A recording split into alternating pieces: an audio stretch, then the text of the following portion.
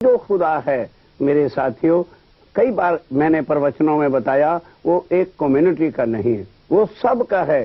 तो यदि उसके साथ हम कोई भी नाम हिंदुओं वाला या मुसलमानों वाला जोड़ देते हैं, तो हिंदुओं वाला नाम जोड़ दो तो कोई भी मुसलमान शीश झुकाने को, स्वीकार करने को तैयार नहीं होगा। और अगर मुसलमानों वाला नाम जोड़ देते हैं तो कोई हिंदू मानने के लिए तैयार नहीं। इसलिए उन्होंने खुद कहा, मैं साहिब हूं, मेरे इल्म से मुझको पहचानो, नर नारी बूढ़ा बालक जिन इल्म लिया, मेरा बूझ तिन साहिब करके पूजा, अर्श का यही गुज। यही तो एक चीज है कि हिंदू भी हैरान हैं और मुसलमान भी स्वामी जी की वाणी सुनकर हैरान हैं। यारो, ये क्या गजब की बातें, ये गजब की बातें ही तो उन्होंने आकर के अपना नाम दुनिया वाला नाम नहीं, क्योंकि दुनिया वाले नाम तो निरंतर काल के बाद जाकर के शून्य शून्य में समा जाते हैं। अब उससे परे, ताकि कभी वो नाम खत्म ना हो, निज नाम श्री जी साहिब जी आकर के बताया, जिसका खूब खूब प्रचार किया। उसके बाद एक दिन क्या होता है, शरीर तो यहां सबके छूट जाने हैं। महाराज 78 साल जी कहीं बाहर गए हुए थे, तो पीछे से स्वामी जी जाते हैं। स्वामी जी का शरीर भी, वो जिस तन में बैठ के लीला कर रहे थे, वो शरीर छोड़ दिया उन्होंने ध्यान के साथ। कहोगे जी फिर तो प्राणनाथ जी चले गए। यही तो हम लोग यहां भूल जाते हैं कि शरीर को ही मानते हैं। जैसे राम भगवान का शरीर जो है यहां का है, और अंदर जो शक्ति है वो कहां की है? विष्णु भगवान आदि नारायण। उसने आके अंदर बैठ के काम किया। राम भगवान यदि कोई आज वैकुंठ में जाके ढूंढना चाहे, नहीं मिलेंगे। वहां तो विष्णु भगवान और लक्ष्मी हैं, वहां राम और सीता नहीं है। और यहां भी आए संसार में न राम है न सीता है। उस तन में बैठ के अवतार लेके लीला की थी और फिर वैकुंठ में चले गए। इसी तरह से अंदर जो बैठी हुई शक्ति है, हम उसको प्राणनाथ कहते हैं साथियों।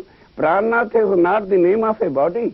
प्राणनाथ किसी बॉडी का नाम नहीं है, प्राणनाथ किसी देवी देवता का नाम नहीं है, प्राणनाथ किसी तीर्थंकर अवतार का नहीं है। प्राणनाथ कौन है? जो हमारी आत्माओं का मालिक है। जैसे एक पत्नी अपने पति को क्या लिखती है? मेरे प्राणनाथ। तो प्राणनाथ जो कहा गया शब्द है, वो आत्माओं के पति, खामद जो आत्माओं का है और सारे जगत का खामद है, उसको कहा गया है। मोहम्मद साहब ने भी कहा कि खामद आएगा। और उसके बाद बाइबल ने भी क्या कहा? साथियों प्रमाण दे रहे हैं ताकि आपके दिलों में कोई शक भ्रांति किसी तरह की ना रह जाए कि प्राणनाथ जी कौन हैं। क्या लिखा है बाइबल के अंदर? जब उनके यीशु मसीह के फॉलोअर से पूछा गया, हजूर जब वो खुदा फादर आएगा तो हम उनको किस नाते से रिश्ते से बुधारे? जरा बाइबल पीटर नंबर 2 पढ़िए, पढ़ोगे तो तभी तो आपके संशय मिटेंगे कि वो खुदा जब आएगा तो मेरे फारूजो कैसा रिश्ता रखना एज लाइक मेडन, कुंवारी कन्या के लिए। जैसे जब तक उसकी शादी एक कुंवारी कन्या की अनमेरिड की नहीं होती है, तो मां से प्यार करती है, फादर से प्यार करती है, मामा से प्यार करती है, भाइयों से प्यार करती है, सब सगे संबंधियों से प्यार करती है, सहेलियों से प्यार करती है। एक प्यार छुपा के रखती है।